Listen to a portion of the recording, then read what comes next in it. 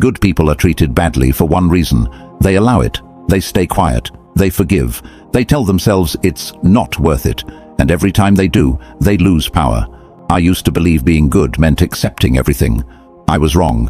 What I was really doing was teaching people how far they could go with me. See, most people don't understand this. They think disrespect just happens, like bad weather, like accidents, something beyond their control. But that's not how it works. Disrespect is permission-based. Every time you stay silent, you grant permission. Every time you forgive without consequences, you grant permission. Every time you convince yourself it's not that serious, you're handing someone a map of your weaknesses, and they will use it. Machiavelli understood this centuries ago. He watched rulers fall. He watched good men get destroyed by the very people they were kind to. He watched weakness get punished over and over.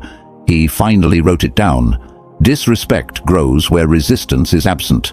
That line changed everything for me, because it means disrespect isn't something that happens to you. It's something that grows around you. In the space you fail to defend, in the boundaries you don't enforce, in the silence you choose instead of confrontation. You are not a victim of disrespect. You are an enabler of it. That sounds harsh, I know, but it's also the truth that sets you free. Because if you created this situation, you can end it, right now, today, by refusing to tolerate the 7 behaviors I'm about to show you. And I need you to understand something before we begin. This is not about being cruel. This is not about revenge. This is not about punishing people or holding grudges or becoming cold. This is about control. Control over your time, control over your energy, control over who has access to you and under what conditions they get it. Most people never take this control back. They hope things will change. They wait for others to suddenly develop respect. They believe kindness will eventually be rewarded. It won't, not unless you enforce it. Today I'm breaking down 7 disrespectful behaviors you must never tolerate, not because you're cruel, but because you value control. Each one of these behaviors is a test, and your response determines whether you keep your power or give it away. So pay attention and get ready to take back what's yours. I want you to drop this affirmation in the comments. I demand respect. Let's begin.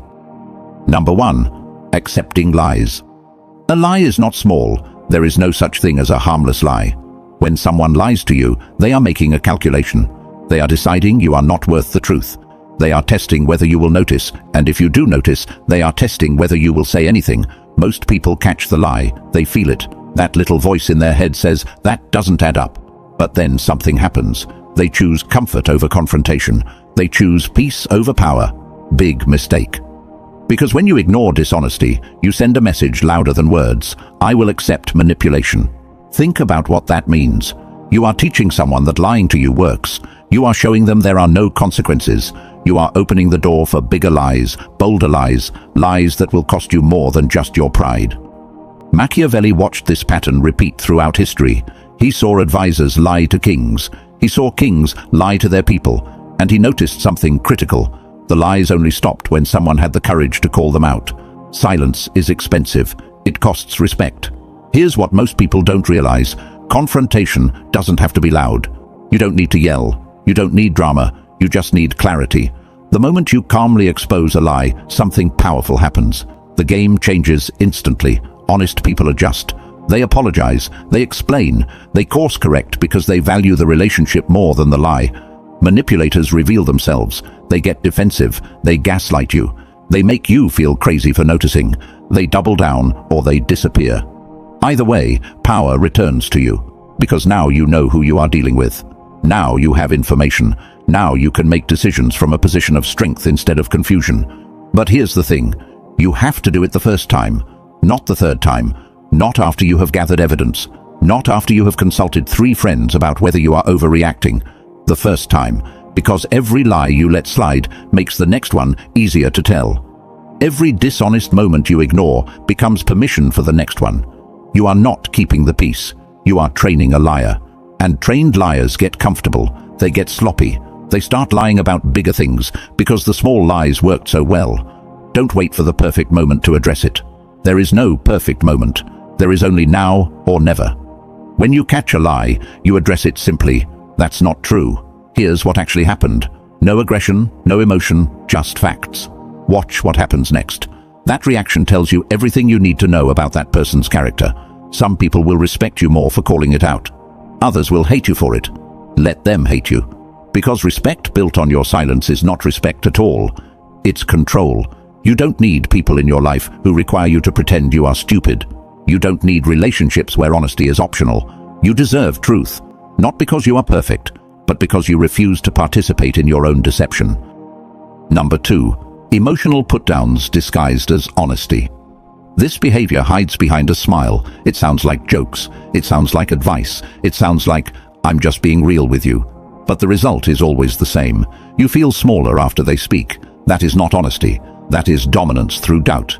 Pay attention to how you feel after certain people talk to you, not what they said, not whether they were technically right. How you feel. If you consistently feel diminished, questioned, or uncertain about yourself after interactions with someone, that is not an accident. That is strategy. These people are skilled. They know how to deliver an insult wrapped in concern. They know how to criticize you while making it seem like they care. They know exactly how to make you doubt yourself while appearing helpful. "I'm just being honest" is their shield. It protects them from accountability. Because how can you be mad at someone who is just trying to help? Easy. You recognize the pattern. Machiavelli warned against this exact tactic centuries ago. He wrote about advisors who would slowly break a ruler's confidence through helpful observations, small comments about their judgment, little questions about their decisions, subtle suggestions that maybe they were not as capable as they thought. Break confidence quietly and control becomes easy. That is what is happening to you. Someone is chipping away at your certainty, and they are doing it in a way that makes you feel like you cannot complain without looking sensitive or defensive. Here's the difference between real honesty and emotional manipulation. Real honesty builds you up while being truthful. It says, "Here's what I noticed, and here's how I think you can improve." It offers solutions. It comes from a place of genuine support. Emotional put-downs tear you down while hiding behind truth. They say, "I'm just saying what everyone is thinking," or "Don't get mad, I'm trying to help you." They offer criticism without solutions. They come from a place of control. You can feel the difference. Your gut knows. When someone gives you real feedback, even if it stings, you feel motivated. You feel like they see your potential. You feel challenged in a good way. When someone delivers an emotional put-down, you feel deflated. You feel attacked. You feel like you need to defend yourself or shrink to make them comfortable. Never tolerate language that reduces your certainty about yourself. The moment you recognize this pattern, you have 2 options. 1 warning. That is it. You pull them aside and you say clearly, "I need you to speak to me with respect. If you have feedback, deliver it constructively. If you cannot do that, we are done talking." Some people will adjust. They did not realize how they sounded. They will apologize and change their approach. Others will get defensive. They will say you are too sensitive. They will say you cannot handle the truth. Perfect. Now you know exactly who they are. Walk away without guilt. Because people who refuse to speak to you with respect do not deserve access to you. Your confidence is not up for negotiation. Your self-worth is not a group decision. And you do not need anyone's permission to remove people who make you feel small. Drop this affirmation in the comments. I protect my peace. Number 3, ignoring boundaries. A boundary is a line in the sand. When someone crosses it, they are not confused. They are not mistaken. They did not forget. They are testing you. Boundaries are interesting because they reveal who people really are.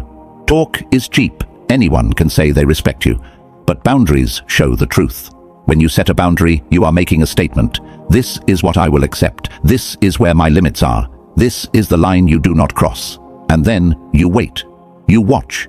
You see what they do with that information. Some people honor it immediately. They might not like it. They might wish your boundary was different. But they respect it because they respect you. Others, they test it like a child testing a parent. They push just a little. They cross it accidentally. They act like they forgot. They make excuses. If nothing happens, the message becomes crystal clear. Your rules are optional. And optional rules are not rules at all. They are suggestions, preferences, things people follow when it is convenient and ignore when it is not. Machiavelli said, laws without punishment are useless. The same is true for boundaries. You can set 1,000 boundaries. You can communicate them perfectly. You can explain them with clarity and kindness. But if you do not enforce them, they mean nothing. Here's what enforcement looks like. 1 warning establishes authority. You see the boundary crossed and you address it immediately. Not with anger, not with emotion, with clarity. You just crossed a boundary I set. That cannot happen again. That is it. Simple, direct, clear. Now you watch their response. Do they apologize and adjust, or do they defend, deflect, or minimize? That response tells you everything, because the second violation is the moment of truth. They now know the boundary exists. They now know you noticed. They now know you communicated it clearly. If they cross it again, they are making a choice. They are choosing their comfort over your boundaries. They are choosing what they want over what you need. The second violation ends access. Not eventually. Not after another conversation. Not after you give them one more chance to understand. Now, you remove access. You create distance. You withdraw the relationship to whatever degree the boundary violation demands. Maybe that means no more one-on-one time. Maybe that means surface-level interactions only. Maybe that means no contact at all. The level of consequence should match the level of violation. But there must be a consequence. Anything else is weakness disguised as kindness. And here's what people do not tell you. Enforcing boundaries feels terrible at first. You will feel guilty. You will wonder if you are being too harsh. You will question whether you should give them another chance. Do not, because every time you let a boundary violation slide, you teach that person your boundaries are negotiable. You train them to push harder next time. You show them that persistence works. People respect those who protect their space. People take advantage of those who do not. Which one are you? Now, I want you to drop this affirmation in the comments. My boundaries matter. Number 4, letting people waste your time. When someone wastes your time repeatedly, they are not being careless. They are placing themselves above you. Think about the people in your life who are always late, always canceling, always making promises they do not keep, always creating delays that somehow only affect you. Notice a pattern? They manage to show up on time for things they care about. They keep commitments when it benefits them. They respect other people's schedules when those people have something they want. But with you, different story. With you, there is always traffic, always an emergency, always something that came up, always a reason why your time is the one that gets sacrificed. That is not bad luck. That is not coincidence. That is calculation. Late arrivals are a power move. When someone shows up late consistently, they are saying, my time is worth more than yours. You will wait for me because I'm worth waiting for. Broken promises are a status signal. When someone commits to you and then backs out, they are saying, other things are more important than keeping my word to you. Endless delays are a control tactic. When someone keeps you waiting for decisions, responses, or follow-through, they are saying, I move at my pace and you adjust to it. These are not mistakes, they are messages. And here's the part that hurts. They only do this because you let them. People who waste your time are reading the room. They see that there are no consequences. They notice you keep accepting their excuses. They watch you rearrange your schedule to accommodate theirs. And they learn that your time is negotiable. Want to know how someone really feels about you? Watch how they treat your time. People make time for what matters to them. They show up on time for what they value. They keep promises to people they respect. If someone consistently wastes your time, they are showing you exactly where you rank in their priorities. Believe them. You correct it once, just once. You say calmly, I need you to respect my time. If you commit to something, I need you to follow through. If you are going to be late, I need advance notice. Otherwise, this doesn't work for me. Clear, direct, fair. Now you watch what happens. Do they adjust their behavior, or do they make more excuses, more promises, more apologies that lead to the same pattern? If it continues, you withdraw. Not dramatically, not angrily. You just stop being available. They ask to meet. You are busy. They want your help. Your schedule is full. They need something. You cannot commit right now. You mirror back to them exactly what they showed you. That time is valuable, and not everyone gets unlimited access to it. Some people will notice the change and step up. They will realize they were taking you for granted, and they will fix it. Others will complain. They will call you cold. They will say you have changed. They will try to guilt you into going back to the old pattern. Let them complain. Because people who respected your time never had this problem in the first place. People respect those who protect their time. People take advantage of those who do not. Drop this affirmation in the comments. My time is valuable. Number 5, selective accountability. Watch carefully. They excuse their actions. They criticize yours. Nothing is ever their fault. Everything is always yours. This is not imbalance by accident. This is strategy. Selective accountability is one of the most damaging patterns you can allow in your life. It shows up in relationships, friendships, work environments, and family dynamics. Here's how it works. When they make a mistake, there are reasons. There is context. There are circumstances beyond their control. They were stressed, they were busy, they were going through something. You need to understand where they were coming from. When you make a mistake, there are no excuses. There is no context. There are no circumstances that matter. You should have known better. You should have tried harder. You should have been more aware. See the double standard? They get compassion. You get criticism. They get understanding. You get accountability. They get second chances. You get reminders of past failures. This creates a relationship where one person holds all the power and the other person holds all the blame. And the worst part, they make you feel like this is fair. They make you question yourself. They make you think maybe you are too sensitive, too demanding, too critical. You are not. Machiavelli warned that unequal rules create dominance. When one person plays by different rules than everyone else, they are not just being hypocritical. They are establishing hierarchy. They are placing themselves above accountability. They are placing you below it. And they are doing it so smoothly you might not even notice until you're drowning in guilt for things that were never your fault. Here's how to spot this pattern. Pay attention to apologies. Do they apologize and actually change behavior? Or do they apologize and repeat the same actions? Pay attention to blame distribution. When something goes wrong, who is responsible? Is it always you? Is it never them? Pay attention to standards. Are you held to expectations they do not meet themselves? Do they demand from you what they refuse to give? If the answer to these questions reveals imbalance, you are in a selectively accountable relationship, and you need to get out. Not eventually, not after you try one more conversation, not after you give them another chance to see your perspective. Now, because here's the truth. People who refuse equal accountability will never accept it. You can explain it perfectly. You can give examples. You can point out the exact moments where the standard shifted. They will still find a way to make it your fault. They will say you are keeping score. They will say you are bringing up the past. They will say you are being unfair by expecting them to meet the same standards they demand from you. The mental gymnastics are incredible. Do not waste your energy trying to convince them. Do not exhaust yourself trying to create balance in a relationship where one person benefits from the imbalance. Just leave. Walk away from people who will never hold themselves to the same standards they hold you to. Walk away from relationships where accountability only moves in one direction. Walk away from dynamics where you are always wrong and they are always justified. You deserve partnership, not dictatorship. You deserve fairness, not manipulation. You deserve equal accountability, not selective enforcement. Never stay where accountability only moves in one direction. I want you to drop this affirmation in the comments. I deserve fairness. Number 6. Dismissing your standards. The moment you raise standards, resistance appears. You will be labeled difficult, cold, unreasonable, too much. That reaction is proof you are needed to be controlled. Standards are dangerous to people who benefit from your low expectations. When you decide you deserve better treatment, better communication, better effort, you threaten the comfortable dynamic they enjoyed. And they will fight back. Not with honesty.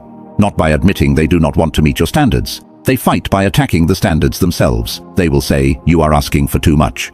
They will say, nobody else has these requirements. They will say, you are setting yourself up for loneliness because no one will ever measure up. They will make you the problem, not their unwillingness to rise to basic standards of respect. You, for having standards in the first place. This is manipulation at its finest. Because here's the truth they do not want you to realize. Your standards are not too high. Their effort is too low. You are not asking for perfection. You are asking for consistency. You are asking for respect. You are asking for the same energy you give to be returned to you. That is not unreasonable. That is baseline. But to someone who is getting away with less, baseline feels like a mountain. And instead of climbing it, they would rather convince you to come back down. Do not come back down. Standards remove access, and access is power. When you raise your standards, you are doing something powerful. You are saying, not everyone gets to be close to me anymore. Not everyone gets my time, my energy, my presence. You have to earn it now. That statement terrifies people who were not earning it before. Suddenly they have to put in effort. Suddenly they have to be consistent. Suddenly they have to prove they value you, instead of just assuming you will always be there. And for many people, that is too much work. They would rather guilt you into lowering your standards than rise to meet them. Let them leave, seriously. Let them go. Let them call you difficult on their way out. Let them tell other people you have changed. Let them paint themselves as victims of your unreasonable expectations. You do not need people in your life who view basic respect as an unreasonable expectation. You do not need relationships where consistency is considered too much to ask. You do not need anyone who makes you feel guilty for wanting what you deserve. Here's what happens when you hold your standards. The wrong people leave and the right people stay. The wrong people were never going to meet your standards anyway. They were always going to do the minimum. They were always going to make excuses. They were always going to blame you for expecting more. Good riddance. The right people will rise to meet you. They will appreciate your clarity. They will respect your boundaries. They will value the relationship enough to put in the effort it requires. Those are your people. Never lower standards to maintain comfort. Because comfort built on low expectations is not peace. It is settling. And you were not built to settle. You were built to set the bar high and watch who is willing to reach it. Drop this affirmation in the comments. I raise the bar. Number 7. Testing you after you speak up. After you assert yourself, they will test you again, quietly, subtly, carefully, not to cross the line completely, to see if it still exists. This moment decides everything. Here's what most people do not understand about boundaries. Setting them is only half the battle. The real war happens after you speak up, because people do not believe you the first time. They think you are bluffing. They think you are emotional. They think if they wait long enough, you will go back to accepting what you accepted before. So they test you.